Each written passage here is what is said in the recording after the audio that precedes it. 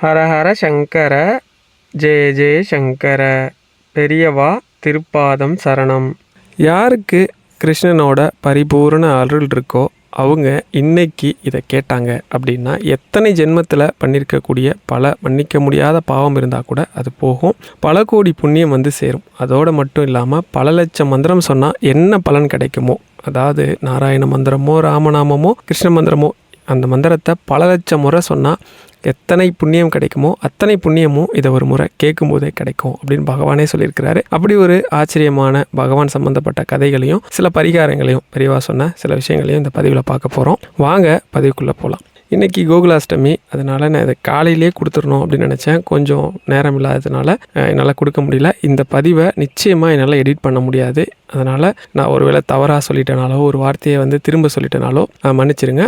முழுக்க இதில் பகவானோட பெருமைகள், அதுக்கப்புறம் அவனோட கதைகள், அதில் சில பரிகாரங்கள் தான் இதில் வரப்போகுது. இதை ஏன் வந்து இன்றைக்கி கேட்கணும், எதுக்கு இந்த கேட்குறதுக்கு கிருஷ்ணனோட அருள் இருக்கணும், ஏன் வந்து புண்ணியம் செஞ்சுருக்கணும், இதை கேட்டால் பல கோடி மந்திரம் சொன்ன பலன் கிடைக்குமா அப்படின்னா 100% உண்மை. ஒரு கதையிலேருந்தே ஆரம்பிப்போம். பிள்ளை பெருமாள் ஐயங்கார் அப்படின்னு சொல்லிட்டு ஒருத்தர், அவர் வந்து ஸ்ரீரங்கம் ரங்கநாதர் இருக்கார் இல்லையா, அவருக்கு வந்து இந்த அபிஷேக ஆராதனைலாம் பண்ணுவாங்கள்ல, நிறைய பேர் இருப்பாங்கள்ல, அதில் ஒருத்தர். அவருக்கு வந்து அன்றைக்கி பெருமாளுக்கு அபிஷேக ஆராதனைலாம் முடிச்சுட்டு அலங்காரம்லாம் பண்ணி தீபாராதனைலாம் காட்டினோடனே பெருமாள்கிட்ட அவர் பேசுவார். பெருமாள் வந்து சாட்சாத் அவர்கிட்ட திரும்பி பேசுவார். அப்படி பேசும்போது கேட்குறாரு, பகவானே யார் யாருக்கோ மோட்சம் கொடுக்குற, ஒன்னையே சுற்றி வரேன், எனக்கு ஒரு மோட்சத்தை கொடுத்தா என்ன, இன்றைக்கே எனக்கு வந்து அந்த வைகுண்டம் எப்படி இருக்குன்னு பார்க்கணுன்னு ஆசையாக இருக்குது அப்படின்னதும் பெருமாள் எழுந்து உக்காண்டாராம். ஐயர்வாள், நான் உங்கள்கிட்ட ஒன்று கேட்குறேன்.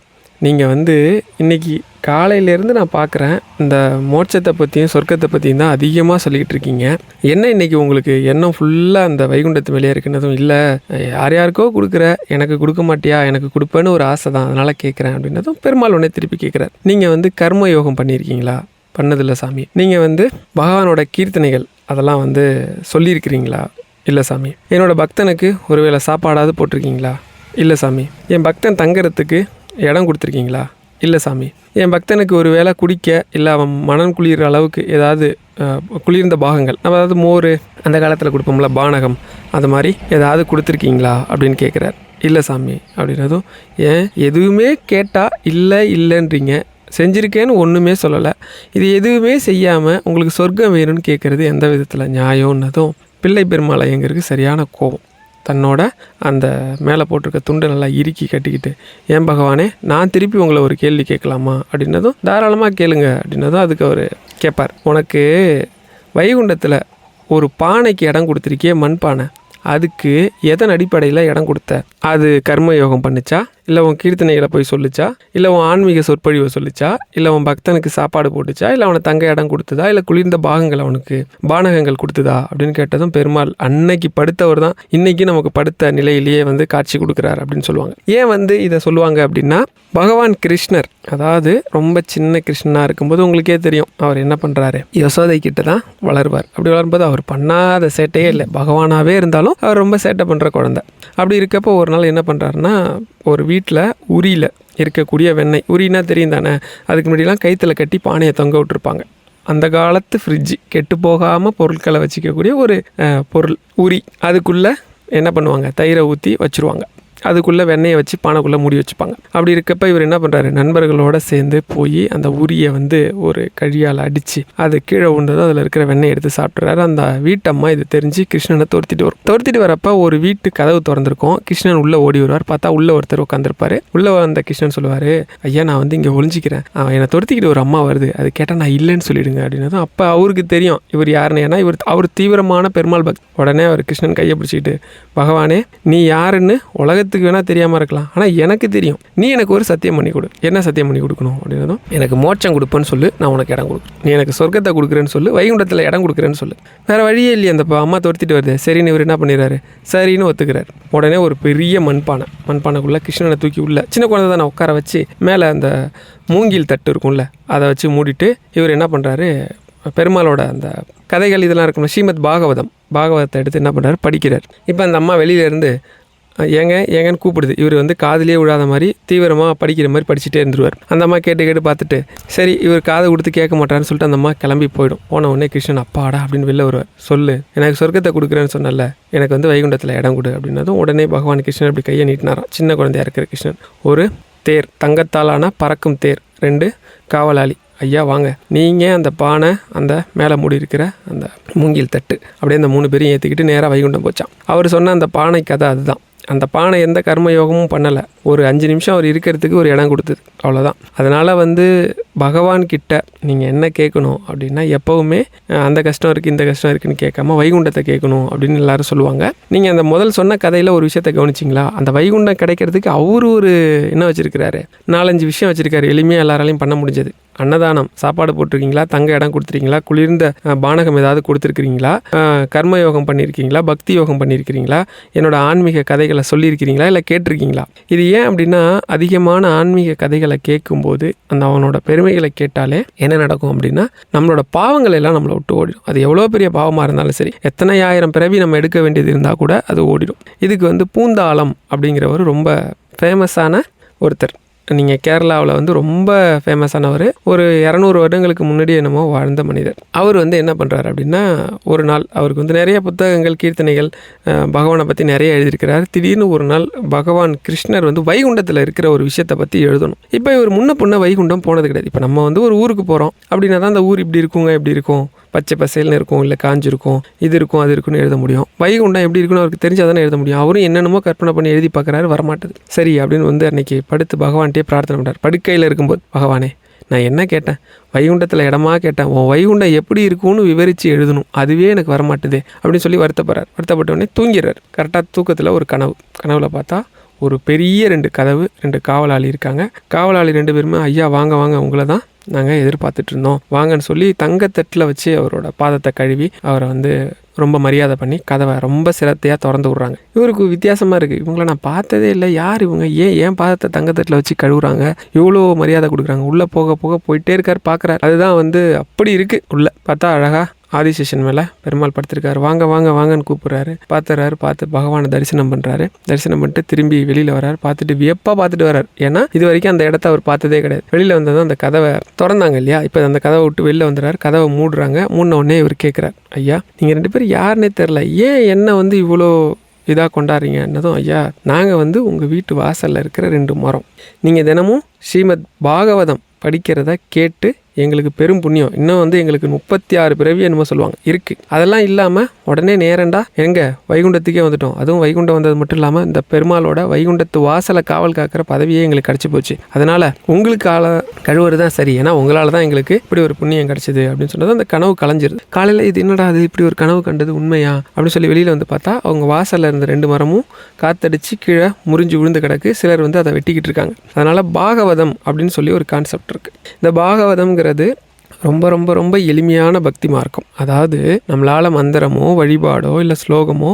கோவிலுக்கு போகிற முறையோ செய்ய முடியலனா கூட 7 நாள் பாகவதம் கேட்டால் சொர்க்கமே கிடைக்கும். அப்படி ஒரு முறை இருக்குது. இது ஏன்னா தன்னோட பக்தர்களுக்கு எவ்வளவு எளிமையாக ஒரு விஷயத்த பகவானால் கொடுக்க முடியுமோ அதை கொடுத்துக்கிட்டே இன்றைக்கி கோகுலாஷ்டமி நம்ம எல்லாருக்கும் தெரியும். பகவான் கிருஷ்ணர் அவதாரம் பண்ணார். கிருஷ்ணனாக எத்தனையோ விஷயங்களை பண்ணார். நீங்கள் ஸ்ரீமத் பாகவதம் படிக்கும்போது கூட நம்ம ஒரு எண்ணம் இருக்கும். நம்ம என்ன நினைப்போம், நமக்கு அவர் சொர்க்கத்தை கொடுப்பாரு அப்படிங்கிற ஒரு எண்ணத்தில் அவரை விரும்பி ஏற்றுக்கிட்டு நம்ம பாகவதம் படிப்போம். ஆனால் நாம் விரும்பி அவரை ஏற்றுக்கலைனா கூட அவர் நமக்காக வருவார், அவரோட நினைப்பு இருந்தா அப்படின்னு சொல்லி ஒரு சம்பவம் இருக்குது. இந்த சம்பவத்துக்குள்ளே போகிறதுக்கு முன்னாடி நான் சில பரிகார முறைகள்லாம் சொல்கிறேன் அப்படின்னு சொல்லியிருந்தேன். அதில் ஒன்றை சொல்கிறேன். நிறைய பேருக்கு பூமி சம்மந்தப்பட்ட, அதாவது சரியான வீடு அமைய மாட்டுது, இல்லை வீடு கட்டிகிட்டு இருக்கீங்க, பிரச்சனையாக இருக்குது, பாதியிலே நிற்கிது, வீட்டு லோன் இருக்குது, இல்லைனா ஒரு இடம் விற்க மாட்டுது அப்படின்னா நீங்கள் என்ன பண்ணணும் அப்படின்னா, ரொம்ப எளிமையான பரிகாரம். அந்த காலத்தில் நம்ம எல்லாரும் வச்சுருந்தோம், இந்த மாதிரி சிக்கல்களே இருந்திருக்காது. ஏன்னா கிராமத்தில் இருக்கிறீங்க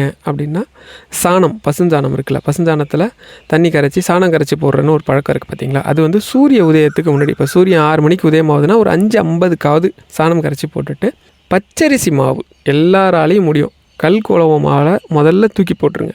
பச்சரிசி மாவால் கோலம், ஏதோ ஒரு அழகான கோலம், ஒரு கோலம் போட்டு அந்த கோலத்தோட நடுப்பகுதி, அது புள்ளி கோலமாக இருந்தாலும் சரி, ரங்கோலியாக இருந்தாலும் சரி, நடுப்பகுதியில் கொஞ்சமாக மஞ்சத்தூளால் எல்லாம் வட்டமாக சுற்றி போட்டு அதுக்கு நடுப்புற குங்குமம், இப்போ நம்ம நெத்தியில் வைப்போம் இல்லையா, மஞ்சள் வச்சு நடுப்புற குங்குமம், அது மாதிரி வச்சு அந்த மஞ்சள் குங்குமம் இருக்கிற பகுதியை 2 கையாலையும், உங்களோட இடது கை வலது கை 2 கையாலையும் மனப்பூர்வமாக தொட்டுக்கிட்டு, பூமி தாயே நான் செஞ்சுருக்கக்கூடிய பாவ புண்ணியங்களை நான் உனக்கு கொடுத்துருக்கக்கூடிய இன்னல்களை மன்னித்து உங்களோட அந்த வீடு கட்டுற பிரார்த்தனையாக இருந்தால் எனக்கு வீடு வந்து நல்லபடியாக கட்டணும், இல்லைனா இந்த மனை நல்லபடியாக விற்கணும் அப்படின்னு சொல்லிட்டு தினமும் அதை தொட்டு வழிபட்டால் போதும். நீங்கள் மாபெரும் யாகம் வளர்த்து பூமி பூஜை போட்டால், இல்லை பூமிக்கு இருக்கக்கூடிய மரியாதை அதுக்குன்னு தனியாக யாக முறைகள்லாம் இருக்குது, அதை பண்ணால் என்ன பலன் கிடைக்குமோ அது அப்படியே கிடைக்கும். இது நான் சொல்லுங்க.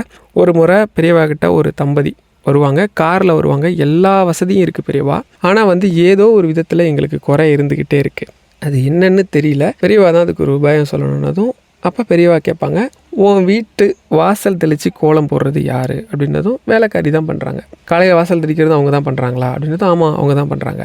அதே மாதிரி கோலம் போடுறது அவங்க தான் பண்ணுறாங்களா, ஆமாம். வீட்டு வாசலில் விளக்கேற்றி வைக்கிறது அவங்க தான் பண்ணுறாங்கன்னா பூமி பூஜை போட்ட எல்லா பலனும் அவங்களுக்கு போயிடுச்சு, உனக்கு எப்படி கிடைக்கும்? அதனால் இனிமே வேலைக்காரங்களை வச்சு செய்யாமல் அந்த வாசை தெளித்து போடுறது அப்படின்னு தான் அவங்க சொல்லுவாங்க. நான் வந்து டவுனில் இருக்கேன் அப்படின்னு. ஒன்றும் பிரச்சனை இல்லை. மஞ்சத்தூள் கலந்த தண்ணி, அதாவது மஞ்சள் தண்ணி இருக்கு இல்லையா, அந்த மஞ்சள் தண்ணி இப்போ சாணம் கரைச்சி போட முடியாது, ஏன்னா கிராமத்தில் இருக்கவங்க சாணம் கரைச்சி போட்டுருவாங்க. டவுனில் இருக்கவங்க என்ன பண்ணுவாங்க, இப்போ அவங்க என்ன பண்ணணும் அப்படின்னா மஞ்சள் கலந்த தண்ணியை தெளிச்சிட்டு அதுக்கப்புறம் கோலம் போட்டு நான் சொன்ன மாதிரி தினமும் பூமியை தொட்டு வணங்கு, உனக்கு வந்து எந்த பிரச்சனையும் வராது, குடும்பம் ரொம்ப சுபிக்ஷமாக இருக்கும் அப்படின்னு சொல்லிட்டு ஒரு வார்த்தையை சொல்லுவாங்க.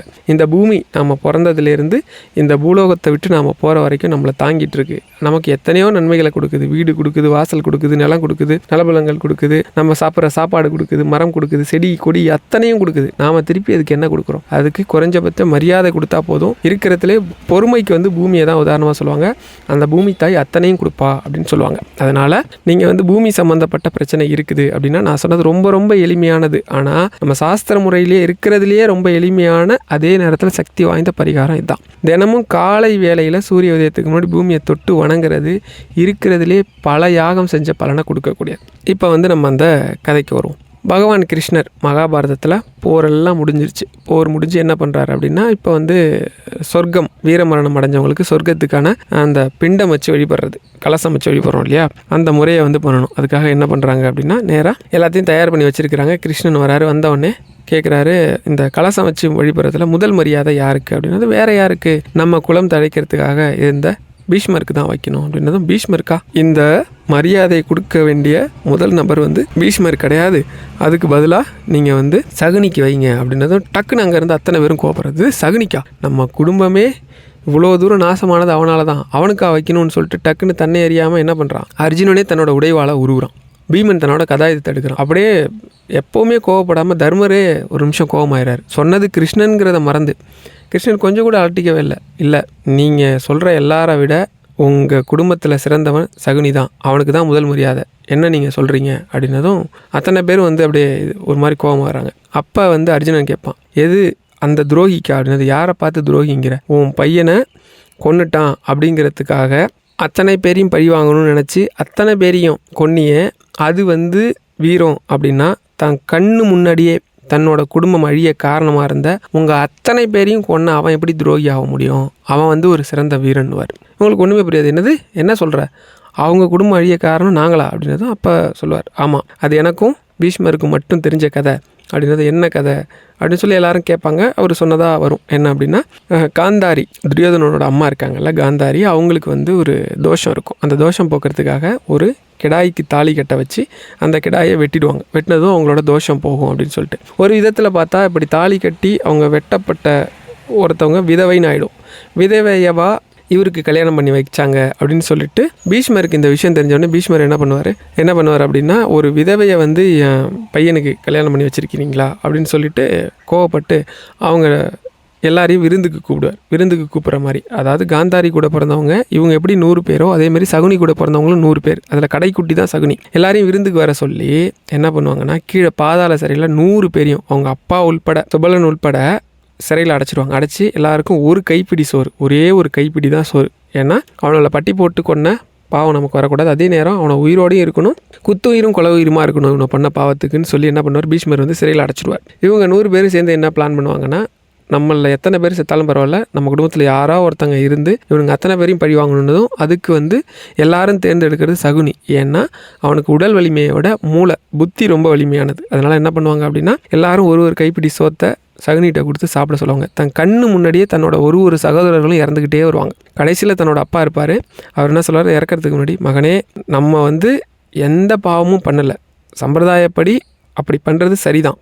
ஆனால் இது ஒரு பெரிய குற்றம் அப்படின்னு சொல்லி எந்த பீஷ்மர் தன் குலத்தை காப்பாற்றுறதுக்காக தன் குலப்பெருமை வெளியில் போனால் அசிங்கம் நினச்சாரோ அந்த குலத்தையே அழிக்க வேண்டியது உன் பொறுப்புன்னு சொல்லிட்டு தன்னோட பையனை காலை ஒரு நிமிஷம் நீட்டு சொல்லி தன்னோட முட்டியால் ஒரே அடி அடித்து காலை உடச்சிடுவார். ஏன்ப்பா என் காலை உடச்சிங்கன்னதும், ஏன்னா நாளைக்கு நீ வெளியே போனதுக்கப்புறம் சொகுசு வாழ்க்கையை கண்டு நீ மயங்கிடக்கூடாது, இந்த உலகம் எதையும் மறக்க வச்சிரும், ஒரு மயக்கம் கலந்த உலகம் அப்படின்னு சொல்லிட்டு எப்பெல்லாம் நீ இந்த காலை ஒந்தி ஒந்தி நடக்கிறியோ அப்பெல்லாம் உனக்கு நமக்கு இழைக்கப்பட்ட துன்பம் நினைவுக்கு வரும். அதனால தான் சகுனி ஒரு காலை இழுத்து நடப்பார், நீங்கள் பார்த்துருப்பீங்க. அப்படின்னு சொல்லிட்டு, மகனே நான் இறந்ததுக்கப்புறம் என்னோட எலும்பு, நடு எலும்பு இருக்கு இல்லையா, முதுகெலும்பு, அதை எடுத்து வச்சுக்கோ, பகடையாக செஞ்சு வச்சுக்கோ, நீ என்ன நம்பர் கேட்குறியோ விழும் அப்படின்னு சொல்லிடுவார். இதனால தான் என்ன ஆகும் அப்படின்னா, கரெக்டாக இவங்க எல்லாரையும் விளையாட வர வச்சு போர்க்களத்துலேயும் சில ட்ரிக்கெல்லாம் பண்ணி கடைசியில் தோற்றுருவான் அப்படின்னா கூட சகுனியோட நோக்கம் என்ன அப்படின்னா உங்கள் எல்லாரையும் அழிக்கிறது. அப்போ அர்ஜுனன் எழுந்து கேட்பான், அப்படியே அவனோட நோக்கம் எங்களை அழிக்கிறதா இருந்தால் கூட நாங்கள் 5 பேரும் அழியவே இல்லையே அப்படின்னதும், நீங்கள் 5 பேரும் அழியலை, ஆனால் உங்களுக்கு சொந்தம்னு சொல்லிக்க யாருமே இல்லையே, நீங்களாம் நடப்பணமாக தானே இருக்கீங்க, உங்கள் பசங்களெல்லாம் கொண்டுட்டான், நீங்கள் மதித்த குருக்கள் எல்லாம் இறந்து போயிட்டாங்க, நீ பெருசாக மதித்த உங்கள் தாத்தா பீஷ்மர் அவரே இப்போ அவன் கூட இல்லை, நீ ஓடி விளையாண்ட நண்பர்கள் இல்லை, கூடி இருந்த உறவினர்கள் யாருமே இல்லை, நீங்கள் 5 பேருமே நடப்பணமாக இருக்கீங்க, உங்களுக்குன்னு இருக்கிற ஒரே ஆதரவு நான் தான். இதுக்கு மேலேயுமா ஒரு மனுஷனை சாவை விட கொடுமையானது, உற்றார் உணவினர் நண்பர்கள் பெத்த பிள்ளை யாருமே இல்லாமல் வாழ்கிற வாழ்க்கை, அப்படி ஒரு வாழ்க்கையை கொடுத்துட்டானே, இதுக்கு மேலேயுமா சகுனி அவன் எடுத்துக்கிட்ட அந்த கொள்கையை பூர்த்தி பண்ணல நீ சொல்கிற அப்படின்ற மாதிரி கேட்டவொடனே அத்தனை பேரும் தலை குனிச்சிடறாங்க. இருந்தாலும் எங்கள் மனசு ஏற்றுக்க மறுக்குது அப்படின்னதும், இல்லை அவனுக்கு தான் கொடுக்கணுன்னதும் எப்படியோ ஒரு வழியாக பேசி முதல் யாகம் அவருக்கு கொடுத்ததா சொல்லுவாங்க. ஓடி சகாதேவன் கேட்பாங்க, நான் சகுனியை கொன்னவன் அப்படிங்கிற முறைக்கால கேட்குறேன், எனக்கு மட்டும் ஒரு உண்மையை சொல்லுங்கள், இந்த ஒரு காரணத்துக்காக மட்டும் நீங்கள் அவனுக்கு முதல் மரியாதை கொடுத்துருக்க வாய்ப்பே இல்லை, வேறு ஏதோ விசேஷ காரணம் இருக்குது அப்படின்னதும் அப்பா சொல்லுவார், சகாதேவா நீ காலத்தின் மறு உருவம், உனக்கு எல்லாம் தெரியும், இருந்தாலும் உன்கிட்ட ஒரு விஷயத்த சொல்கிறது தப்பு இல்லை அப்படின்னு சொல்லிட்டு தனியாக கூப்பிட்டு சொல்லுவார். உண்மையிலேயே இங்கே இருக்கிற அத்தனை பேரை விட என்னை ரொம்ப அதிகமாக விரும்பினவன் சகுனி. ஏன்னா அடுத்து நான் என்ன செய்வேன் என்னோட ஒவ்வொரு அசைவுக்கும் பொருள் உணர்ந்து அதுக்கேற்ற மாதிரி இந்த திட்டத்தை வகுத்துக்கிட்டே வந்தான். அவன் அதை வேண்டி விரும்பி செய்யலைன்னா கூட அவன் என்னோட நினைப்பாகவே இருந்தான்.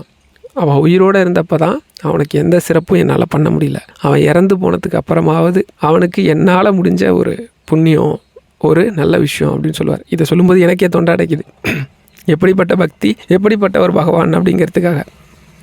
அதனால் நீங்கள் வேண்டி விரும்பி சொன்னாலும் சரி, வேண்டாம் வெறுப்பா சொன்னாலும் சரி, ஏதோ இந்த ஆள் சொல்கிறாப்புலன்னு கேட்டாலும் சரி, உங்களுக்கு பகவான் எப்போவுமே ஓடி வர தயாராக இருப்பார். நான் கூட சொல்லுவேன், சில டைம் மந்திரம் சொல்லும்போது தவறாக சொல்லிட்டா ஒரு பிரச்சனையா சார் அப்படின்னு கேட்பாங்க. உண்மையிலே அப்படிலாம் கிடையாது. ஒரு கதை, அதாவது பார்த்தீங்க அப்படின்னா நிறைய பேர் கேரக்டர்லாம் வேணாம், அதெல்லாம் விட்டுருங்க, அப்படியே ஷார்ட்டாக சொல்கிறேன். ஒரு நாள் ஒரு குளக்கரையில் உட்காந்து ஒரு குருக்கள் மந்திரம் சொல்லிட்டுருக்கார். அவர் பகவானுக்கான மந்திரத்தை சொல்லி வழிபாடு பண்ணிட்டுருக்கார். இப்போ ஒரு சிஷ்யன் கேட்குறான். அவர் சொல்கிறார், இருந்தாலும் அவன் மேலே ஒரு வெறுப்பில் என்ன சொல்கிறாருன்னா, முழுசாக சொல்லலை, நீ அந்த கரையில் உட்காந்து நான் என்ன சொல்கிறேன்னு கவுனி, அதை அப்படியே திருப்பி சொல்லுன்னு சொல்லிடுறாரு. சரி அப்படின்னு சொல்லிட்டு அவனும் போய் அங்கே அந்த கரையில் உட்காந்தோடனே இவர் மந்திரத்தை சொல்லிகிட்டே வர்றாரு. என்ன மந்திரம் சொல்லிட்டு வர்றாரு அப்படின்னா, இது வேறு மாதிரி கதை வரும், நமக்கு தேவையான போர்ஷனை மட்டும் எடுத்துக்கிட்டு அமரப்பிரபு அப்படின்னு சொல்லி மந்திரத்தை தொடர்ந்துட்டே போகிறார். இவன் இந்த பக்கம் உட்காந்து கேட்குறவனுக்கு அது அமரப்பிரபு கிடையாது, மரப்பிரபுன்னு கேட்டுருது. மரப்பிரபு, அமரப்பிரபுனா தேவர்களுக்கெல்லாம் தலைவன் அர்த்தம், மரப்பிரபுனா மரங்களுக்கெல்லாம் தலைவன் அர்த்தம், அவ்வளோதான் வித்தியாசம். இவர் ஒன்று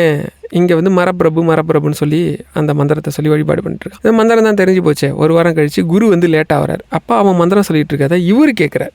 இவருக்கு முன்னாடி அவன் ஸ்டார்ட் பண்ணதால் கேட்குறாரு. அவன் கேட்கும்போது பார்த்தா அவன் மரப்பிரபுன்றான். இவருக்கு கோவம் வந்துடுது. நேராக அது மரப்பிரபு கிடையாது, அமரப்பிரபு, நீ மரப்பிரபுன்னு சொல்லி அந்த மந்திரத்தை இழிவுபடுத்திட்ட, பகவானை ரொம்ப இழிவுபடுத்திட்டு ரொம்ப கோபமாக பேசுகிறார். மனசுடைஞ்சு போயிடறான். மனசுடைஞ்சு போய் அந்த பூஜையிலேருந்து அப்படியே எழுந்து வீட்டுக்கு போய் ரொம்ப பகவான் மடி தேம்பி அழுகுறான். எனக்கு சின்ன வயசுலேருந்து எல்லாமே நீ தான் எல்லாம் உலகம்னு வாழ்ந்துட்டுருக்கேன், உனக்கு ஒரு நல்ல மந்திரம் சொல்லி வழிபாடு பண்ணணும்னு நினச்சேன், அந்த நல்ல மந்திரத்தை கூட என் காதில் மரப்பிரபுன்னு உழ வச்சுட்டேன், என் குருவை என்னை திட்ட வச்சுட்ட, என்னை மனசுடைஞ்சு போக வச்சுட்டே, எப்படி நீ தானே எல்லாத்துக்கும் கெதின்னு இருந்தேன், எனக்கு இப்படி ஒரு நிலைமையா அப்படின்னு சொல்லி வருத்தப்படுறான். உடனே அவர் வீட்டு பூஜை அறையில் அவர் விளக்கேற்றி சாமி கும்பிட்டுருக்காரு குரு. உடனே ஒரு அசிரீரி கேட்குது, என்னோட பக்தனோட மனசை நீ நோகடிச்சிட்ட, நீ என்ன அப்படி சரியான மந்திரம் சொல்லிட்ட, மரப்பிரபுனா என்ன, அமரப்பிரபுனா என்ன?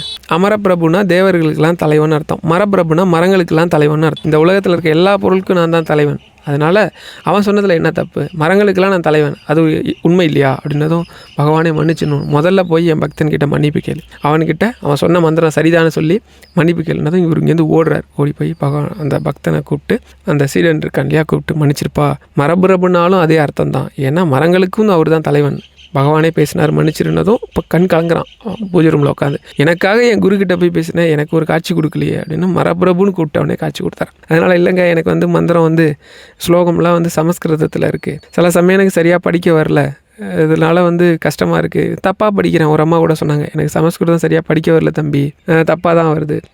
அப்படிலாம் கிடையாது, தப்பாக கூட படிங்க, அதுக்கும் அவன் தான் தலைவன். நீங்கள் தப்பாக உதாரணம் சொன்னால் கூட, தப்பாக மந்திரம் சொன்னால் கூட அவர் வருவார். என்ன இருக்கணும், உண்மையான பக்தி இருக்கணும். இந்த உண்மையான பக்திங்கிறது என்ன, அதுக்கு முன்னாடி இன்னொரு விஷயம் சொல்கிறேன். நீங்கள் நிறைய கோவில்களில் யாகம் வளர்ப்பாங்க, முடிஞ்சால் நீங்கள் அந்த யாகத்துக்கு அரசங்குச்சி நிறைய இடங்களில் கிடைக்கும், நிறைய மரங்கள்லேருந்து விழும், குச்சை ஒடிக்காமல் நீங்கள் அதை பொறுக்கி வச்சுருந்து சிவன் கோவிலுக்கோ பெருமாள் கோயிலில் நிறைய நேரங்களில் யாகம் நடக்கும், கொண்டு போய் கொடுத்தீங்க அப்படின்னா உங்களுக்கு வீட்டில் இருக்கக்கூடிய பல பிரச்சனைகள், ஒரு யாகம் புண்ணிய யாகம் வளர்த்தோம்னா என்ன பலன் கிடைக்குமோ அந்த பலன் உங்களுக்கு கிடைக்கிறதால வீட்டில் எப்பயுமே நிம்மதியும் சந்தோஷமும் குடிக்கொண்டு இருக்கும். பல பிரச்சனைகள், அரச பதவியே கிடைக்கும்னு சொல்லுவாங்க, பல பிரச்சனைகள் உங்களுக்கு தலை தூக்காது. இப்படி ஒரு புண்ணியமான விஷயம். ஒருவேளை யாகம் வளர்க்குறாங்க அப்படின்னு சொன்னால் நீங்கள் அந்த பொருளை வாங்கி கொடுக்குறேன்னு சொல்லி யாகத்தில் இருக்கக்கூடிய அந்த யாகத்துக்கு தேவையான அந்த குச்சிகள், சமைச்சிகள்னு சொல்லுவாங்க, அந்த குச்சிகளில் வாங்கி கொடுக்கறது ரொம்ப ரொம்ப ரொம்ப சிறப்பு வாய்ந்தது. ரொம்ப எளிமையான பரிகாரம், எல்லாராலையும் பண்ண முடியும், அது பண்ணுங்கள். அதுக்கப்புறம் இந்த நம்பிக்கை அப்படிங்கிறது பகவான் மேலே எப்படி இருக்கணும், ஒரு குருக்களும் சிஷ்யனும் என்ன பண்ணுறாங்க, உட்காந்துக்கிட்டு சொற்பொழிவு பண்ணுவாங்க. எப்போவுமே பகவானோட மந்திரம் பிறவி கடலையே நீந்தக்கூடியது, அதனால் எப்பயுமே அவனை மனசார பிரார்த்தனை பண்ணுங்கள், எல்லாம் நடக்கும் அப்படின்னு சொல்லி சொற்பொழிவு பண்ணிட்டு இருப்பாங்க. ஒரு அம்மா தினமும் தயிர் கொண்டு போய் வியாபாரம் பண்ணிட்டு வரவங்க இதை கேட்டுக்கிட்டே போவாங்க. எப்படி போவாங்க அப்படின்னா, ஒரு பரிசல் ஓடும், இந்த பரிசலில் அப்படியே கேட்டுக்கிட்டே அந்த கரைக்கு போய் வியாபாரம் பண்ணிட்டு வந்துடுவாங்க. இன்றைக்கி இந்த அம்மா வியாபாரம் பண்ணுறதுக்காக போய் முடிச்சுட்டு நிற்கிறாங்க. ஆற்றுல அளவு கடந்த வெள்ளம் போனதும் அந்த சாமிகிட்ட போய், சாமி இன்றைக்கி படகு ஓடலையா அப்படின்னு கேட்டதும், பரிசல் ஓடலை, வெள்ளத்தினால ஓடலை அப்படின்னதும், சரி சாமி நான் இப்போ வீட்டுக்கு போகணும், வீட்டில் குழந்தைங்கள் இருக்குது, அதனால் யாராவது கொஞ்சம் உதவி பண்ணால் நல்லாயிருக்கும் அப்படின்னதும், இல்லைம்மா எங்களால் எந்த உதவியும் பண்ண முடியாது அப்படின்னதும், அப்பா அவங்க சொல்கிறாங்க, சரி நீங்கள் சொன்னீங்களே ஒரு மந்திரம், அந்த மந்திரத்தை சொன்னால் என்னால் போயிட முடியுமா அப்படின்னு கேட்டதும், பகவானோட மந்திரம் பிறவி கடலே நீந்தக்கூடியதுமா, அதை சொன்னால் பிறவி கடலை நீந்திடலாம் அப்படின்னதும், உடனே இந்த அம்மா ஏன் எதுக்கெல்லாம் கேட்கல, டக்குன்னு கண்ணை மூடுறாங்க, கையை ரெண்டும் ஒன்றா சேர்த்து சாமி கும்பிட்டுக்கிட்டே பகவானோட மந்திரம், பெரிய மந்திரம்லாம் இல்லை, ராமா ராமா ராமா ராமா ராமா ராமான்னு சொல்லிட்டு ஆற்றுல இறங்குறாங்க. விடு நடந்து போகிறாங்க. ஆற்று தண்ணி உள்ளே வாங்கவே இல்லை இவங்கள. சல்லு நடந்து போனால் அந்த பக்கம் கரையேறிட்டாங்க. இந்த குருவும் சிஷ்யன் அப்படியே பார்த்து ஒரு நிமிஷம் உறைஞ்சி போயிட்டு அந்த அம்மா வீட்டுக்கு போயிட்டு மறுநாள் காலையில் அதே மாதிரி ராமநாமம் சொல்லிட்டு நேராக ஆற்றுல நடந்து வந்துட்டாங்க. இவர் குருக்களுக்கு ஒன்றுமே புரியல. ஒரு நிமிஷம் அந்த அம்மா நிப்பாட்டிட்டு, எப்படிம்மா இப்போ நீ போயிட்டு வந்த அப்படின்னதும், ஒன்றும் இல்லை சாமி, கண்ணை மூடி மனசுக்குள்ளே ராம ராம ராம ராம ராமான்னு சொல்லிட்டு எப்படி நடந்து போனதும், அவருக்கு ராமநாமம் நான் பல கோடி வருஷமாக சொல்கிறேன், நான் அந்த மாதிரிலாம் எந்த இதுவும் பண்ணதில்லையே அப்படின்னு சொல்லிட்டு ரெண்டு கையை முடிக்கிட்டு ராமா ராமா ராமான்னு இப்படி ஆற்றுக்குள்ளே காலை வைக்கிறாரு. ஆற்றுக்குள்ளே போயிடுது, கால் உள்ளே போயிடுது. திரும்பி என்னம்மா நீ சொல்கிற, நான் ராமநாமம் சம்பி காலை வச்சா கால் தண்ணிக்குள்ளே போதுமானதும் அந்த அம்மா கண்ணை முடிக்கிட்டு வாயை திறந்து ராமா ராமா ராமா ராமான்னு சொல்லி தண்ணி மேலே நடந்து காட்டினாங்களாம். இவர் மிரண்டு போயிட்டாராம், என்னடா அது அப்படின்னு. ஏன் அப்படின்னா, நீங்கள் எத்தனையோ மந்திரங்கள் சொற்பொழிவுகள் பண்ணால் கூட அந்த மந்திரத்துக்கு சக்தி இருக்குது, அது காப்பாற்றுன்ற நம்பிக்கை இல்லை அப்படின்னா அது எத்தனை கோடி முறை சொல்கிறதும் வேஸ்ட்டு தான். நம்பிக்கை உள்ளவன் ஒரே ஒரு முறை ராமான்னு சொன்னால் கூட அது பல கோடி மந்திரம் சொன்ன பலனை தரும். நம்பிக்கையே இல்லாதவன், நம்ம துளசிதாசர் இவங்க எல்லாம் சொல்லியிருக்கிறாங்க, 13 கோடி தடவை ராமநாமம் சொன்னால் பகவானோட தரிசனம் கிடைக்கணும். 13 கோடி இல்லை, நீங்கள் 15 கோடி இல்லை, 1,00,000 கோடி சொன்னால் கூட பலன் தராது. ஏன்னா ராமநாமம் பொதுவாக தெரிஞ்சு சொன்னாலும் தெரியாமல் சொன்னாலும் பலன் தரும்.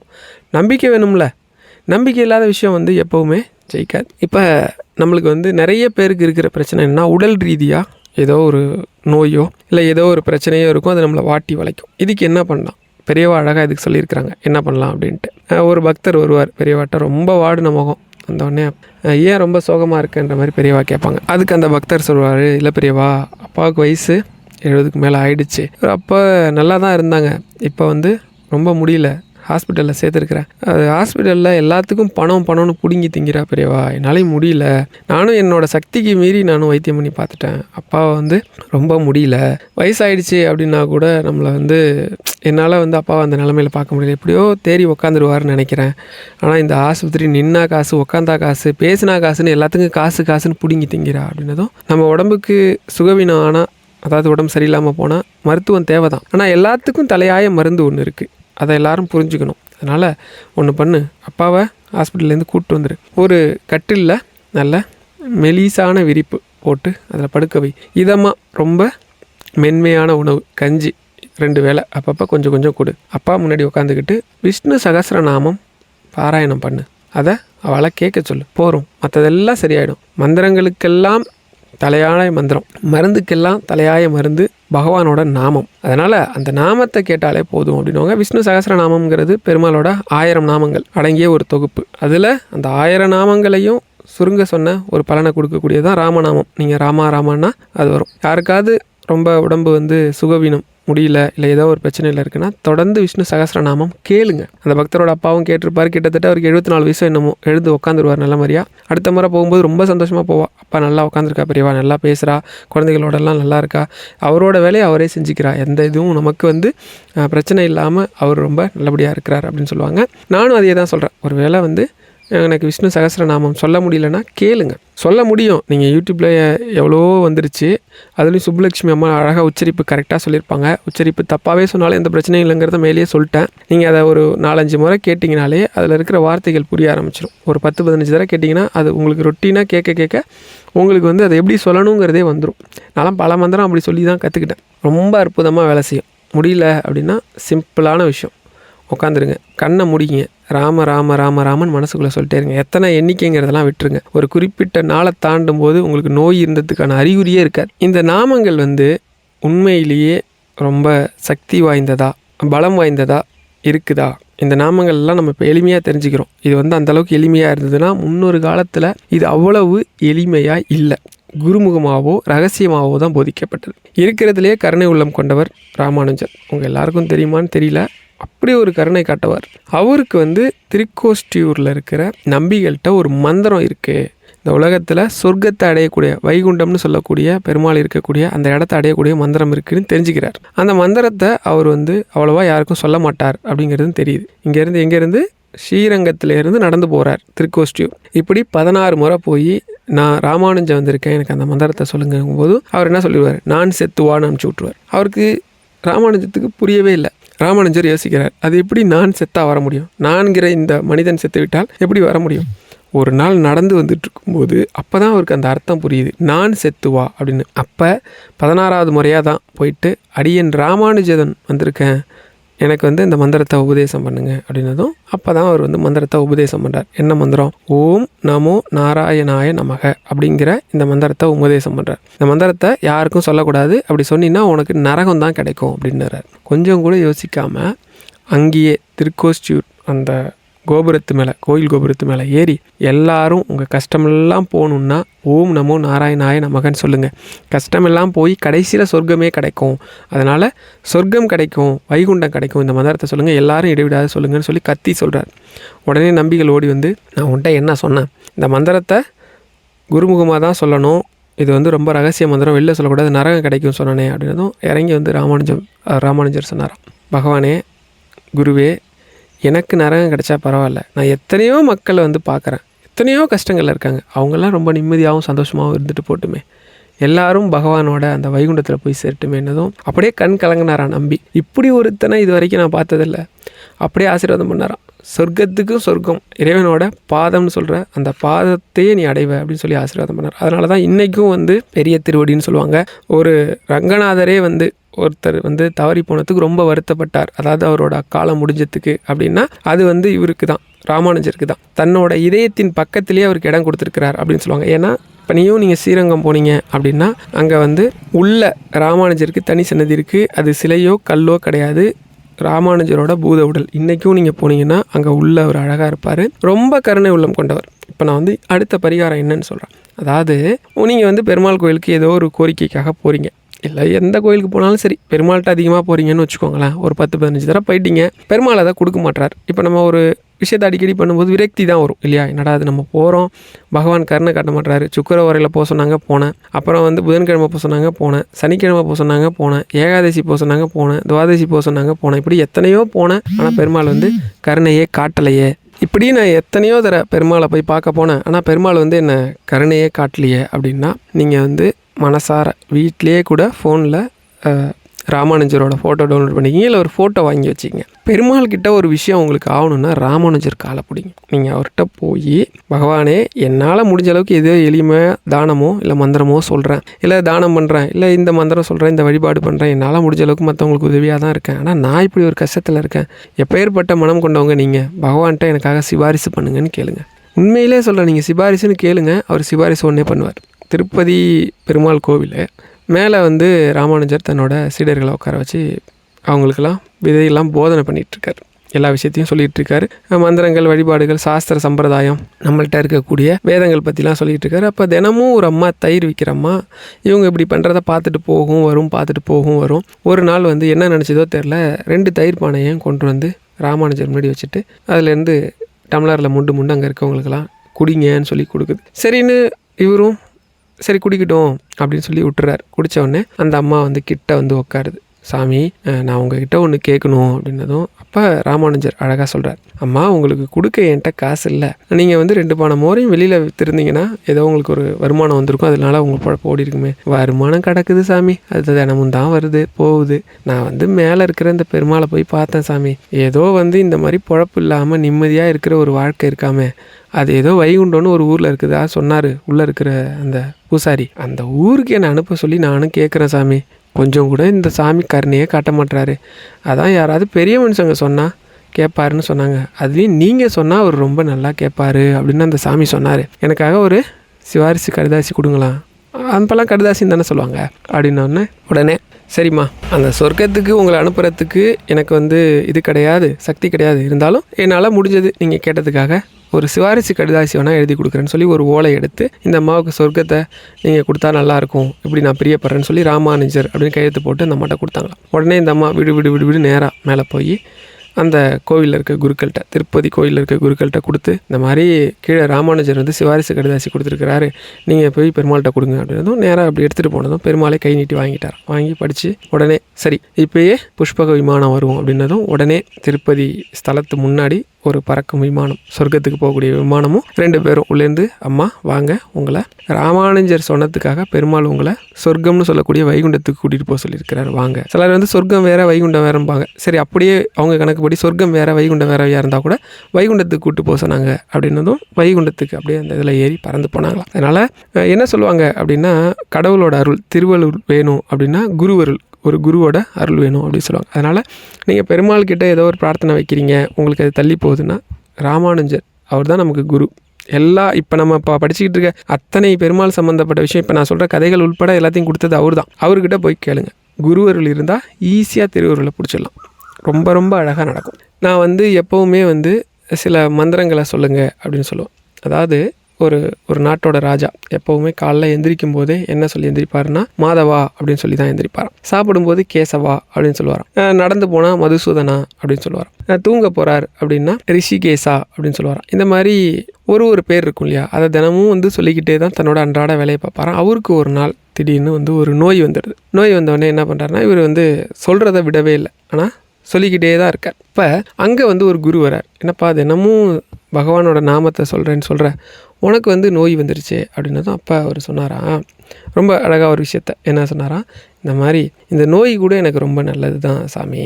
ஏன் அப்படின்னா, நான் வந்து மந்திரம் சொல்கிறேன், எல்லாம் பண்ணுறேன், பகவானை நேரில் பார்த்ததில்லை. இந்த நோயினால் நான் இறந்துட்டேன் அப்படின்னா எனக்கு எப்படியும் இந்த நான் மந்திரம் சொன்னதுக்காக எனக்கு என்ன கிடைக்கும் அப்படின்னா வைகுண்டம் கிடைக்கும், பகவானை நேரில் தரிசனம் பண்ணுற பாக்கியம் கிடைக்கும். இந்த நோயை கூட கொடுத்தது எனக்கு ரொம்ப சந்தோஷம்தான், சீக்கிரம் என் காலத்தை முடிச்சு அவர் எடுத்துக்கிட்டாருன்னா நல்லது அப்படின்னாராம். வந்திருக்க குரு அப்படியே சாட்சாத் பெருமாளாக காட்சி கொடுத்தார். அதனால் நமக்கு ஒரு சோதனை வருது, நமக்கு ஒரு கஷ்டம் வருதுன்னா பகவான் நம்மளை வந்து ஆட்கொண்டுட்டார், நமக்கு ஏதோ ஒரு காட்சி கொடுக்க போகிறார், இல்லை ஏதோ ஒரு பெரிய நல்லது பண்ண போகிறாருன்னு அர்த்தம். அதனால் சோதனைகள் வர்றப்ப, இல்லை நமக்கு ஒரு விஷயம் வந்து இதுவாக நடக்கிறப்ப வருத்தப்படாதீங்க, பகவான் நம்ம கூடியே இருக்கார். எப்பெல்லாம் நம்ம வந்து மந்திரம் சொல்கிறோமோ அப்போல்லாம் நம்ம கூட இருப்பார். சில பேர் வந்து ஒரு நாளைக்கு ஒரு முறையோ இல்லை 2 முறையோ தான் சொல்லுவாங்க. அப்படி சொன்னால் கூட பலன் கிடைக்கும். ஒரு நாள் நாரதர் வந்து வைகுண்டத்தை அப்படியே சுற்றி வந்துட்டு இருக்கிறப்ப பகவானை பார்த்து, பகவானே இந்த உலகத்திலேயே உன்னோட சிறந்த பக்தன் யார் அப்படின்னா, அப்போ பூமியில் ஒரு ஆளை கையை காட்டி அவன் தான் அப்படின்னார். நாரதருக்கு கோவம் வந்துச்சான். என்ன சொல்கிறீங்க நீங்கள், பொழுதேனிக்கும் ஓம் நமோ நாராயணாய நமகன்னு சொல்லிக்கிட்டு என் மூச்சு காத்து கூட நாராயணா நாராயணான்னு ஓம் பேரை தான் சொல்லுது. நீ வந்து ஏன் பேரை சொல்லலை, எந்த விதத்தில் வந்து இவன் என்னோட சிறந்த பக்தன் அப்படின்னதும் சரி அதையும் பார்த்துருவோமே அப்படின்னு சொல்லிட்டு அவன் டெய்லி என்ன பண்ணுறான்னு பார்ப்போன்ட்டு காலையில் தூங்கி எந்திரிச்சவனே எந்திரிக்கிறான். 2 கையும் பார்த்து நாராயணா உன் புண்ணியத்தில் இன்றைக்கி பொழப்பும் வாழ்க்கையும் நல்லபடியாக ஓடுனா சரி, எல்லாத்தையும் பார்த்துக்க, ஏதோ ஒன்று நம்பி தான் வாழ்க்கையை ஓட்டுறேன் அப்படின்னா. அதுக்கப்புறம் அவன் வந்து சாமி கும்பிடவே இல்லை. வேலைக்கு போவான், சாப்பிடுவான், அன்னைக்கு வேலையெல்லாம் முடிஞ்சு படுக்க போகிறான். இப்போ தூங்க போகிற நேரத்தில் நாராயணா ஏதோ இன்றைக்கி உன் புண்ணியத்தில் பொழப்பு ஓடிச்சு, இனி ஓடுற பொழப்பும் உன் புண்ணியத்திலே இருக்கட்டும், நான் ஏதோ ஒன்று அறியாமல் ஏதோ நல்லது கெட்டது பண்ணியிருந்தா கூட அதான் மன்னிச்சிரு, தூங்க போகிறேன், விடிகிற பொழுது நல்ல பொழுதாக விடிட்டோம் அப்படின்னு சொல்லிட்டு படுத்துட்டான். நாரதருக்கு சரியான கோவம். காலையில் ஒரு தடவை நாராயணான் இருக்கான், நைட்டு ஒரு தடவை நாராயணான் இருக்கான். இது இவன் எப்படி சிறந்த பக்தன் ஆக முடியும்? உன்னோட கீர்த்தனைகளை பாடலை, நீ வேதப்படி சொன்ன வாழ்க்கையை வாழலை, ஒரு தானமும் பண்ணல, தர்மமும் பண்ணல, எதுவுமே பண்ணல, அட்லீஸ்ட் ஒரு ஆன்மீக சொற்பொழிவு ஒரு கதைகளையாவது அடுத்தவங்களுக்கு சொல்லியிருக்கணும், அது கூட பண்ணல. இவனை போய் சிறந்த பக்தன்றி என்னதும் சரி, நீ சொல்கிறது கூட எனக்கு ஒரு விதத்தில் சரியாக தான் படுற மாதிரி இருக்குது அப்படின்னு சொல்லிட்டு டக்குன்னு ஒரு கையில் ஒரு கிண்ணத்தை வர வச்சாரான். அந்த கிண்ணம் ஃபுல்லாக எண்ணெய் நிரப்பி, நீ ஒன்று பண்ணு, இந்த கிண்ணத்தில் இருக்கிற எண்ணெய் சிந்தாமல் இந்த உலகத்தை ஒரு முறை சுற்றி வா, அதுக்குள்ளே உனக்கு கேட்ட கேள்விக்கு எது சரியான விடையாக இருக்குங்கிறத நான் யோசித்து வைக்கிறேன் அப்படின்னு யோசிச்சுட்டு சரின்னு அனுப்பிச்சி விட்டாரான். இப்போ நாரதுக்கு தெரியும், நாம தான் ஒரு கழகத்தை இழுத்து விடுவோம், பகவான் நம்மள்கிட்டே வேலை எது ஆரம்பிச்சிட்டாருன்னு. சரின்னு இவரும் உலகத்தை சுற்றி வந்து நின்னாரான். நின்னோடனே என்ன பகவானே யார் சிறந்த பக்தன்னு கண்டுபிடிச்சிட்டிங்களா அப்படின்னதும் கண்டுபிடிச்சிட்டப்பா, அதுக்கு முன்னாடி உன்ட்ட ஒரு கேள்வி, இப்போ நீ இந்த உலகத்தை சுற்றி வந்தல, இதில் எத்தனை முறை நாராயணான்னு சொன்னேன் அப்படின்னதும் எங்கே சொல்கிறது, அதான் கிண்ணம் நிறைய எண்ணெயை கொடுத்துட்டீங்க, லைட்டாக ஒரு அடி நவுத்தி வச்சா கூட இந்த எண்ணெய் தழும்பி கீழே ஊற்றுற மாதிரி ஆகிடுது, அதனால் என்னால் இந்த கிண்ணத்து மேலே தான் கவனம் இருந்ததால் நாராயண மந்திரம் சொல்ல முடியல அப்படின்னதும், ஏண்டா ஒரு சின்ன கிண்ணம் அதில் இருக்கிற எண்ணெய் கீழே ஊற்றாமல் சுற்றி வரும்போதே உன்னால் நாராயணங்கிற மந்திரத்தை சொல்ல முடியல. குடும்பங்கிறது எவ்வளோ பெரிய பொறுப்பு, எவ்வளோ பெரிய சுமை, அதை ஒருத்தன் சுமந்துக்கிட்டு 2 வேளை நாராயண மந்திரம் சொல்கிறானே, அப்போ அவன் தானே சிறந்த பக்தனதும் ஆமாம் பகவானே மன்னிச்சிருங்கன்னு சொல்லி காலில் விழுந்துக்கு மன்னிப்பு கேட்டார். இது ஏன் சொல்கிறேன் அப்படின்னா, நீங்கள் காலையில் எழுந்திருக்கும் போது பெரியவா சொன்னது தான், ஒரு 2 நிமிஷம் ஒதுக்கி ராமா ராமா ராமான்னு சொல்லுங்கள். சாயந்தரம் இல்லை தூங்க போகிறப்ப 2 நிமிஷம் ஒதுக்கி சிவசிவான்னு சொன்னால் கூட போதும். பெரும் பாவங்கள்லாம் இருக்காது, வாழ்க்கையில் பெரும் கஷ்டங்கள் வராது, நிம்மதியாகவும் சந்தோஷமாகவும் வாழ்க்கை போகும். இன்னொரு விஷயத்தையும் சொல்கிறேன், நீங்கள் எப்போவுமே இரவு தூங்க போகிறதுக்கு முன்னாடி அன்றைக்கி நடந்த நல்லது கெட்டதுக்காக இறைவன்கிட்ட மன்னிப்பு கேளுங்க.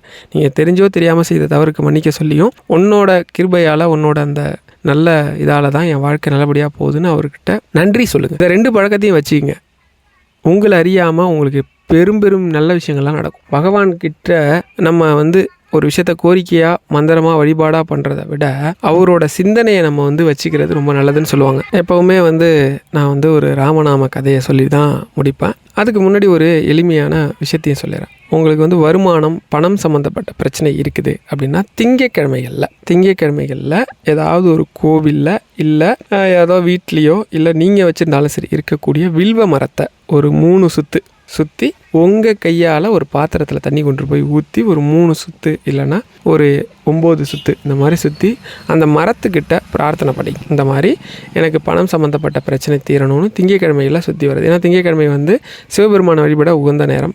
சில மரங்களுக்கு சில அபரிவிதமான சக்தி இருக்குது. அப்படி சுற்றி வரும்போது என்ன நடக்கும் அப்படின்னா, உங்களுக்கு செல்வம் சம்மந்தப்பட்ட பிரச்சனை போகும். அது பணமாக இருந்தாலும் வருமானமாக இருந்தாலும் நீடித்து கிடைக்கும். அது தடை இல்லாமல் இருக்கும். இதுக்கு இன்னொரு முறை இருக்குது. நான் அந்த கதையை சொல்லிவிட்டு அதையும் சொல்லிடுறேன். ஒரு சமயம் துளசிதாசர் காசியில் இருக்கக்கூடிய ஒரு இடத்துல மடம் அமைச்சு என்ன பண்ணிகிட்ருக்கிறார் அப்படின்னா, ராமநாமத்தோட மகிமையை சொல்லி எல்லாரும் நம்ம குரூப்பாக உட்காந்து மந்திரத்தை சொல்லணும் அப்படின்னு சொல்லிட்டார். அதனால் மடத்தில் எப்பயுமே ராமநாமத்தோட பஜனையும் இதுவும் நடந்துக்கிட்டே இருக்கும். அப்படி நடக்கிற எல்லாருக்கும் சாப்பாடு தன் கையாலேயே போடுவார். அப்போ ஒரு சிலர் சாப்பிட வந்திருக்கிறாங்க. அதில் சாப்பிட வந்தவங்களில் எல்லாரும் சாப்பிடல உட்காந்தப்போ ஒரு 4 பேர் மட்டும் எழுந்துடுறாங்க. ஏன் அப்படின்னா, இதே கூட்டத்தில் ஒரு கொலை குற்றம் செஞ்ச பாவி ஒருத்தன் இருக்கிறான். அவன் கூட உட்காந்து சரிசமமாக சாப்பிட்டோம்னா அந்த பாவத்தின் நாங்கள் பங்கெடுத்துக்கிட்டது ஆகிடும். அதனால் எங்களுக்கு சாப்பாடு வேணாம். அப்போ அவர் சொல்கிறார், துளசிதாசர் சொல்கிறாரு, இது ராமநாமம் அப்படிங்கிற மாபெரும் சக்தியால் கட்டமைக்கப்பட்ட இடம். இங்கே எந்த பாவமும் இருக்காது. அதோடு இல்லை, ராமா ராமா ராமான்னு 3 முறை சொன்னாலே பெரும் பாவங்கள்லாம் அழிக்கப்படுது. அதனால் அவர் இவ்வளோ நேரம் பஜனை பண்ணியிருக்காரு, பெரும் பாவி கிடையாது, அவர் பெரும் புண்ணிய ஆத்மா அது, அப்படி சொல்லக்கூடாதுன்றது. இல்லை நீங்கள் சொல்கிறது எங்களால் ஏற்றுக்க முடியாது, நீங்கள் சொல்கிறதுக்கு ஏதாவது ஆதாரம் இருக்கா? இப்போ அத்தனை பேருக்கு ஒரு மாதிரி ஆகிடுது. என்னடா அது ஆதாரம் கேட்குறாங்க. ஆதாரம் இருந்தால் காட்டுங்க, சும்மா வெறுமனே சொல்லிட்டு இருக்காங்க. ராமநாமம் சொன்னால் இவர் செஞ்ச பாவம் போயிடுச்சுன்னா ஆதாரப்பூர்வமாக எங்களுக்கு நிரூபிங்க, நாங்கள் ஒத்துக்கிறோன்ட்டாங்க. இப்போ என்ன இவர் வந்து ஒரு கொள்கையை எடுத்துக்கிட்டு இருக்கார். ராமநாமம் வந்து எல்லாத்தையும் செய்யும்னு சொல்ல ஒரு கொள்கையை வச்சிருக்கிற நபர்கிட்டயே வந்து இதை கேட்டால் எப்படி இருக்கும்? இப்போ வந்து இதெல்லாம் தப்புன்னு ஆகிடும் இல்லையா, பொய்ன்ற மாதிரி ஆகிடும். சரி அப்படியா, இதோ உங்களுக்கு நான் ப்ரூவ் பண்ணுறேன்னு சொல்லிட்டு ஒரு பாத்திரத்தில் அங்கே இருந்த சாதத்தை எடுத்து போட்டுக்கிட்டு நேராக காசி விஸ்வநாதர் கோயில் வரார். எந்த மந்திரத்துக்காக வராரு? பகவான் கிருஷ்ணரோட பகவான் ராமனோட மந்திரமான ராமநாமம். அதாவது சிவன் வேற விஷ்ணு வேறன்னு சொல்லிக்கிட்டு இருக்க மக்களுக்காக சொல்கிறேன். விஷ்ணுவோட மந்திரத்தை எடுத்துக்கிட்டு காசி விஸ்வநாதர் கோயிலுக்கு வரார். வந்து பகவான்கிட்ட மனப்பூர்வமாக பிரார்த்தனை பண்ணுறார். பண்ணிவிட்டு இதோ ராமநாமம் சொன்னால் அத்தனை பாவமும் அழியும் அப்படிங்கிறது உண்மைன்னா இந்த சிவபெருமான் முன்னாடி நந்தியாக இருக்கிறாரே, கல் சிலையா, இந்த நந்தீஸ்வரர் இவர் வந்து இந்த பாத்திரத்தில் இருக்க சாப்பாடை சாப்பிடட்டும்னு அத்தனை பேர் சிரிக்கிறாங்களாம். அவர் பாவம் போகும்னு சொன்னா கூட நம்பிடுவோம். இந்த கல் நந்தி சாப்பாடை சாப்பிடுன்னு சொல்கிறீங்களே, என்ன முட்டாளியா நீ அப்படின்னதும் ஒன்றுமே அவர் சொல்லியான், பகவானே இது சத்தியம் அப்படின்னு சொல்லி காசி விஸ்வநாதர்கிட்ட பிரார்த்தனை பண்ணாராம். அப்படி ஒரு 2 செகண்டில் அந்த இடமே அப்படியே அதிரிதான். எல்லாரும் அப்படியே நடுங்குறாங்களாம். பார்த்தா அப்படியே ஒரு செகண்ட் கல் நந்தி அப்படியே நேராக உயிரோடு வந்து அந்த பாத்திரத்தில் இருக்க சாப்பாடை சாப்பிட்டுட்டு சிரித்து அந்த கூட்டத்தை திரும்பி ஒரு பார்வை, இது போதுமா இல்லை நான் வேறு ஏதாவது பண்ணணுமா அப்படிங்கிற மாதிரி ஒரு பார்வையை பார்த்துட்டு திரும்ப ஒரு 10 செகண்ட்குள்ளே வந்து கல் நந்தியாக மாறிடுச்சான். இத்தனை பேரும் ஓடி வந்து துளசிதாசர் காலில் வந்தாங்களா. அந்த 4 பேரும் வந்து மன்னிப்பு கேட்டு கதறி அழுவாங்க. இது வந்து உண்மை சம்பவம். இன்றைக்கும் அங்கே கல்வெட்டுகள்லாம் இருக்குது. துளசிதாசர் வாழ்க்கையில் நடந்த மாபெரும் உண்மை சம்பவத்தில் இதுவும் ஒன்று. அதனால் ராமநாமம் பகவானோட நாமம் நம்பிக்கையோடு சொல்லப்படுறப்ப நீங்கள் வந்து அதை சிவன் கோவிலில் சொன்னாலும் சரி, பிள்ளையார் கோவிலில் சொன்னாலும் சரி, நாமத்துக்கான சக்தி மாற போகிறதில்ல, அந்த பகவானுக்கான சக்தி மாற போகிறதில்ல. எந்த கடவுளும் என் கோவிலில் இந்த நாமத்தை தான் சொல்லணும்னு சொல்ல போகிறதும் இல்லை. எல்லா கடவுளுக்கும் நாமங்கள் வேறு வேறு, உருவங்கள் வேறு வேறு இருந்தாலும் எல்லாரோட சக்தியும் ஒன்று தான். இந்த உலகத்தில் இருக்க அத்தனை பகவானும் ஒன்று தான். ஒவ்வொருத்தருக்கு பிடிச்ச ரூபத்துலேயும் மந்திரத்துலேயும் வச்சுருக்குறோம். அவ்வளோதான். இப்போ வந்து நமக்கு வந்து ஒரு பணம் சம்மந்தப்பட்ட தடையே இருக்கக்கூடாது, வருமானம் நல்லா வரணும், சம்பளம் வாங்குறவங்களா இருந்தாலும் சரி, தொழில் பண்ணுறவங்களா இருந்தாலும் சரி, பணத்தில் தடை இல்லாமல் இருக்கணும் அப்படின்னா இதை என் மனைவி 2016 கடைபிடிக்கிறாங்க. நிறைய பேருக்கு நான் சொல்லியிருக்கிறேன். என்னென்னா சம்பளம் வாங்கின முதல் நாள், இப்போ சம்பளம் வாங்குறீங்க அப்படின்னா சம்பளம் வந்தவொடனே அதில் எடுத்து செலவு பண்ணுற முதல் செலவு என்னவாக இருக்கணும் அப்படின்னா, முதல்ல கல் உப்பு ஒரு பாக்கெட் வாங்கிக்கிங்க அந்த பணத்திலேருந்து. அதே மாதிரி கொஞ்சம் மல்லிகைப்பூ, இது சாமிக்கு. அப்புறம் வந்து ஒரு சாப்பாடு ஒரு யாருக்கோ கொடுக்கறதுக்கு வாங்கி கல் உப்பை வீட்டுக்கு கொண்டு வந்துடுங்க. அந்த மல்லிகைப்பூவை ஏதோ ஒரு அம்பாள் கோவில், ஏதோ ஒரு சாமி இருக்கிற கோவிலில் கொடுத்துட்டு அங்கே இருக்கக்கூடிய உணவுக்காக இயங்கக்கூடிய, உண்மையிலே உணவுக்கு இயங்கக்கூடிய ஒரு நபருக்கு இந்த சாப்பாடை தானமாக கொடுங்க. இதை செஞ்சிங்கன்னா உங்களுக்கு சம்பளத்தில் எந்த தடையும் இருக்காது, சம்பளம் கூடிக்கிட்டே போகும். வருமானத்தில் ஒருவேளை தொழில் பண்ணுறவங்களா இருந்தால் அப்படியே தொழில் பண்ணுற அந்த மாத கணக்கை முடித்து நம்ம கணக்கு பார்ப்போம்ல, அதில் வாங்கி கொடுங்க. என் மனைவி 2016 பண்ணுறாங்க. இன்னைய வரைக்கும் எனக்கு கூட சம்பளம் சில மாதங்கள் வரும் வராது, வேலைக்கு போகாமல் இருப்பேன். ஆனால் அவங்களுக்கு அப்படி கிடையாது. பக்கத்தில் ஒரு புற்று நாகாம்பிகை கோவில் இருக்குது. அந்த கோவிலுக்கு முதல் மாத சம்பளத்தில் எந்த சம்பளத்துலேயும், அதாவது மாதத்தில் வர முதல் சம்பளம், அதான் முதல் மாதம்ன்ட்டு 1000 ரூபா எடுப்பாங்க. அதில் அந்த கோவிலுக்கும் பக்கத்தில் இருக்க அம்மன் கோவிலுக்கும் 2 மல்லிகை மாலை வாங்குவாங்க. அதே மாதிரி கல்லுப்பு பாக்கெட் 2 வாங்குவாங்க. அங்கே 3 பேர் இருப்பாங்க சாப்பிட்றவங்க. இந்த மாதிரி கோவில் சாப்பாட்டை நம்பி அந்த 3 பேருக்கு 3 சாப்பாடு வாங்குவாங்க. போய் கொடுத்துட்டு வராங்க. எனக்கு தெரிஞ்சு 2016 இன்னைய தேதி வரைக்கும் அவங்க அக்கௌண்ட்டில் சம்பளம் விழாமல் இருந்ததே கிடையாது. இதுக்கே இவங்க கடந்த வந்து ஒரு 2 வருஷமாக தம்பிங்க பிறந்ததுக்கப்புறம், என் பசங்க பிறந்ததுக்கப்புறம் அவங்க வேலைக்கு போகிறதே விட்டாங்க. ஆனால் கூட அவங்க அக்கௌண்ட்டில் இந்த யூடியூப்லேருந்து வர வருமானமும் சரி, எனக்கு எந்த வருமானம் வந்தாலும் அவங்க அக்கௌண்ட்டில் தான் விழுது. அவங்க தான் எடுத்து அதை கொடுக்குறாங்க, அவங்க தான் எடுத்து குடும்பத்தை நடத்துகிறாங்க. ஏன்னா குடும்ப பொறுப்பு அவங்கள்ட்ட இருக்கிறதால எல்லாமே அவங்கள்ட்ட இருக்குது. நீங்கள் வந்து இதை எப்படி எடுத்துக்கணுன்னா, நம்பிக்கை ரீதியாக பார்த்தீங்கன்னா பகவான் வந்து நம்புகிறவங்கள கைவிடவே மாட்டார். இன்றைக்கி கோகுலாஷ்டமி முடிஞ்ச வரைக்கும் எல்லாரும் ஏதோ ஒரு நாமத்தை, உங்களுக்கு எந்த கஷ்டம் இருந்தாலும், நான் இன்னொரு சிறப்பான விஷயம் சொல்கிறேன், ஒரு நோட்டு வாங்கிக்கிங்க. ஸ்ரீராம ஜெயம் 108 முறை. எந்த கஷ்டத்துக்கும் தலையே போயிருங்க இன்னும் கொஞ்சம் நேரத்தில் அப்படின்னு ஒரு கஷ்டம் இருந்தால் கூட ஒரு நோட்டில் 108 முறை ஸ்ரீராம ஜெயம் தொடர்ந்து 21 நாள், எந்த நேரத்தில் வேணால் எழுதலாம். இந்த நேரத்தில் தான் எழுதணும்னு இல்லை, எழுதி உங்களோட பிரார்த்தனையை சொல்லி எழுதுங்க. 21 நாள் முடியறதுக்குள்ளே உங்கள் பிரார்த்தனை என்னவோ அது பூர்த்தி ஆகிடும். முடிஞ்ச உடனே அந்த நோட்டை என்ன பண்ணலாம், ஏதாவது ஒரு ஆஞ்சநேயர் கோயில் இல்லை ஏதாவது ஒரு பெருமாள் கோயிலில் போய் கொடுங்க, வாங்கிப்பாங்க. கொடுத்துட்டா போதும். நிச்சயமாக இந்த பரிகாரத்தை ஒரு 1000 பேர் பண்ணுறீங்கன்னா 1000 பேருக்குமே நடக்கும். நம்பிக்கையோடு செய்யணும். இன்றைக்கி கோகுலாஷ்டமிங்கிறதுனால நம்ம எல்லாரும் வந்து பெருமாளோட கதைகளை மந்திரத்தை பற்றி கேட்டிருக்கோம். பெரும் புண்ணியம் உங்கள் எல்லாருக்கும் கிடைக்கும். உங்களோட 21 ஜென்ம பாவமும் போகணும்னு சொல்லி பெருமாள்கிட்ட நானும் பெரியவாகிட்டையும் மனப்பூர்வமாக பிரார்த்தனை பண்ணிக்கிறேன். 100% போயிருக்கும். இனி வர நாட்கள் உங்களுக்கு எல்லாமே நல்ல நாட்களாக அமையும் அப்படின்னு சொல்லி பகவான்கிட்ட பிரார்த்தனை பண்ணிக்கிறேன். 100% அமையும். ஹரஹர சங்கர, ஜெய ஜெய சங்கர.